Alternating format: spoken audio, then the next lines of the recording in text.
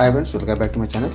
NH 563 Telangana రాష్ట్రంలోని 4 జిల్లాల్లో విస్తరించినటువంటి NH 563 పనులు చాలా ఫాస్ట్గా జరుగుతున్నాయి ఫ్రెండ్స్. ఇప్పుడు మీరు చూసినటువంటిది ఇది కరీంనగర్ జిల్లాలోని ఇరుకుల గ్రామం మధ్య జరుగుతున్నటువంటి పనులు. ఇక్కడ మనకు బ్రిడ్జి అటువైపు చూసాము, ఇప్పుడు బ్రిడ్జికి ఇటువైపు వచ్చాము. బ్రిడ్జ్ వచ్చేసి రాజు రహదారి పైన నిర్మించినటువంటి బ్రిడ్జ్.